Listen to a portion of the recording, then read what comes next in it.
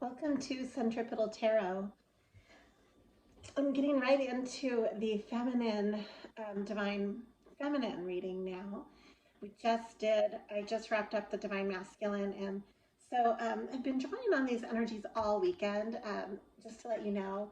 So I have already drawn this just now. I mean, as quick as I just did the masculine video, I went right into the divine feminine. And when I'm working with the Night Goddess Tarot deck, and then I'll be clarifying these cards that this is exactly what had come up in drawings that I've been doing through the whole weekend. And then I just spontaneously drew these right now. So what I see here is I'm going to reflect it back to the divine masculine reading. So hopefully you watched the first of the two series. It's a two-part series reading.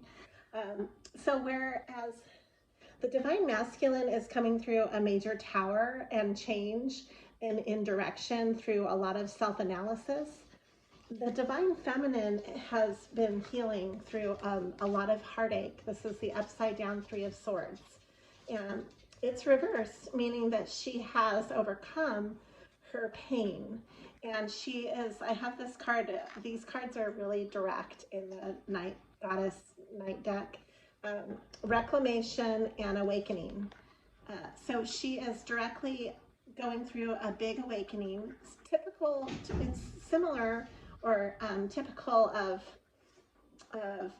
healing, and it's a little bit different than the Tower in that this is the reclamation energy, and the awakening is similar to maybe putting together like the High Priestess with the star is how I would compare these two cards being right back to back. So there's a lot of energy of momentum and reclaiming like an internal wisdom and compass, as well as healing through being healed, being whole again, basically, trusting oneself. Shedding the Seven of Swords here, there was a lot of disappointment and love for the divine feminine, where a lot of dishonesty, maybe dealing with people that wear masks who are not really authentic. More than once. The divine feminine has been dealing with this lesson for quite a while, actually. And she is coming through as, and this has also been showing for quite a while, this energy, where she is coming up as the Queen of Pentacles. So I'm not surprised to see this in this reading.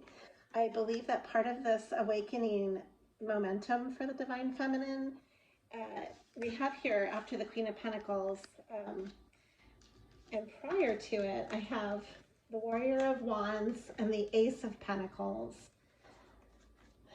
as well as the Nine and Nymph of Cups. So I think emotionally, she is really focusing on her own goals and providing for herself, as well as a brand new start or pathway in her abundance and sense of material wealth. What drives her passion. The Warrior of Wands is a very passionate card, like standing up for what you believe in regards to how you do want to make a living and what is important to you. And fighting for that new beginning or new pathway to be the Queen of Pentacles, basically. So the Five of Pentacles is reversed. That's another great reversal that's showing coming out of that scarcity or lack thinking. There's the big tumultuous change is done with, and the healing. So I have the Monarch upside down. The Monarch butterfly card is all about change and being in flux with that. And instead, the Temperance card is coming through. So Temperance is showing up in both readings, which is also really interesting, I think, on a mirror level between the masculine and feminine. So Temperance is all about balancing, tempering, alchemy, and that real nuance of balance between the head and the heart, the sky and the earth, and that in between, that delicate harmony that's achieved through the mental and the emotional. So what we have is the Fool card came up in both readings as well. For the Divine Feminine, it's upright, and we've got the Six of Swords leading to potential, which is the same as the Fool card in other decks. She's realizing her potential in having faith in that change, leaving behind that which doesn't serve her in a way to protect herself and to safeguard. You know, moving out of, we've got the Three of Cups and the Five of Swords behind that. There's been a lot of animosity and disappointment, and maybe even being part of, you know, being dragged into third-party situations, not being treated to her full potential. And so now she's moving away from that. She's moving towards her true potential and to a whole new beginning with a lot of vibrancy. Okay, so I'm going to clarify with the field. And let me just look at temperance. I'm clarifying temperance. What is being tempered exactly for the Divine Feminine? It's at the center of this reading, even more so than it was with the Divine Masculine. The Divine Masculine had the Tower at the center of the reading. Why is the temperance the center? Okay, so I have the Prince of Discs, which is the same as the Prince of Pentacles. And this goes back to her claiming her pathway toward defending herself, taking care of herself, and being resilient and being able to provide for herself. The Divine Feminine right now is really about, you might be making some really big career decisions. If you're connecting with the Divine Feminine, you might be feeling like you're putting that at the center of your pathway right now, rather than tending to everybody else in the way that you normally would. Maybe putting less of yourself on the back burner and more into the forefront of you know, throwing yourself into the action of getting your work going the way that you passionately, going back to the Warrior of Wands, the way that you feel is worth fighting for and what you're passionate for. So that's wonderful. You know, the Divine Feminine is coming up to that beginning of a new start in her Pentacles, becoming the Queen of Pentacles. So that's what the temperance is. It's tempering that. I'm going to draw one from the top of the deck. Yeah, leadership. And then I'll draw one from the bottom. Further clarify independence. Yeah, I'm not surprised to see both of these coming out.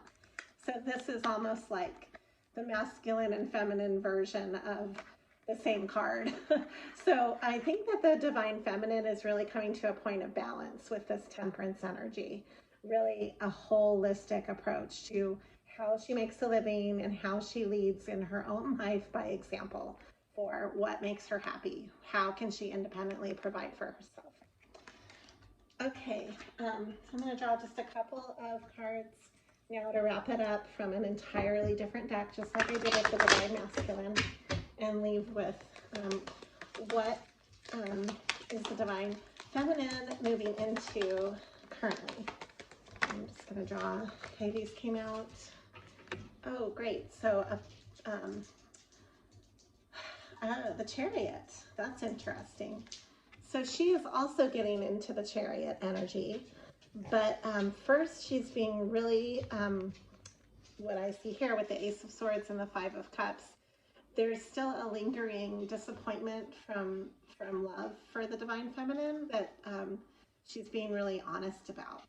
So I think right now it seems like this energy with the Chariot, the Ace of Swords, and the Five of Cups would be moving beyond any disappointment with others and focusing more on herself right now, being independent and honest about her own needs, which is a big step for the Divine Feminine, especially when if you notice, like, you know, the Empress energy being reversed and taking care of everybody but yourself. It's time to change that and temper that and to put your own needs first You have to do that to be successful and to move ahead. And it has to become, you know, a priority, or it's never going to happen. Okay, so yeah, I've got the Six of Swords coming through again, and I'll wrap it up with this one. The Divine Feminine is transitioning in leaving behind that which does not serve her to a safer, calmer waters for herself, a more peaceful resolution emotionally. Thank you for joining. My dog is barking. Thank you for joining and subscribing to Centripetal Tarot.